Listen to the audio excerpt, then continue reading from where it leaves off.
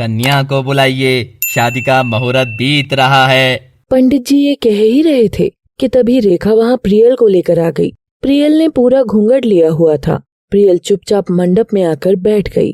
तभी सुभाष प्रियल के पास खड़ी रेखा के पास आए और धीरे से बोले, इतनी देर कहाँ लगा दी तुम लोगों ने? पंडित जी कब से बुला रहे हैं? रेखा ने उनकी बात का कोई जवाब नहीं दिया। तभी प्रियल के बगल में बैठे प्रखर ने उससे धीरे से पूछा, प्रियल, तुमने वो वाला लहंगा क्यों नहीं पहना जो मैंने तुम्हें दिलाया था? रेखा ने प्रखर की बात सुन ली और इससे पहले कि प्रियल कोई जवाब दे पाती, रेखा बोली, बेटा हमारे यहाँ रिवाज है, लड़की अपनी शादी में अपनी माँ का लहंगा पहनती है।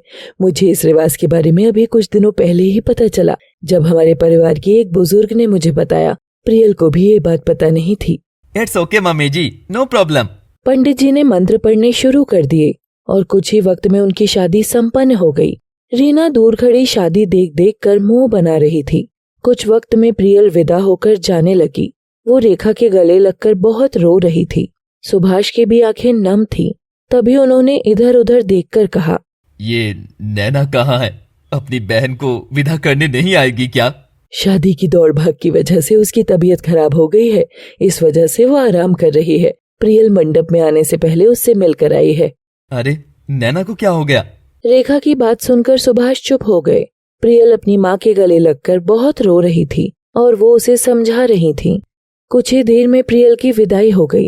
प्रखर प्रियल को लेकर सबके साथ घर आ गया, जहाँ नीता ने अपने बेटे बहू का बहुत अच्छे से स्वागत किया और प्रियल का गृह प्रवेश कराया। अरे प्रियल, अब तो घूंघट ऊपर कर लो, कब तक अपना चेहरा छुपाए रहोगी? हम भी तो देखें अपनी बहू को। नीता प्रियल का घूंघट उठाने के लिए बढ़ने लगी, पर तभी रुककर बोली, चलो रहने देती हूँ, अब प्रखर ही सबसे पहले तुम्हारा घूंघट उठाएगा। ये कहकर वो हंसने लगी और उसके साथ साथ बाकी सब भी। रीना, जाओ अपनी भाभी को उसके कमरे तक छोड़ कर आओ।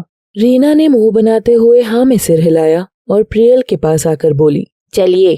रीना प्रियल को लेकर प्रखर के कमरे में चली गई, जो बहुत अच्छे से सजा हुआ था, और प्रियल को बेड पर बिठा दिया।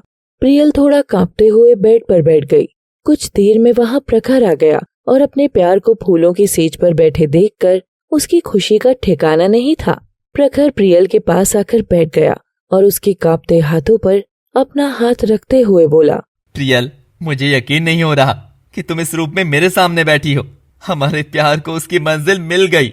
वो ये सब कह ही रहा था कि तभी उसके हाथ पर आंसू की एक बूंद गिरी, जिससे वो थोड़ा चौंकते हुए बोला, क्या हुआ प्रियल, तुम रो क्यों रही हो?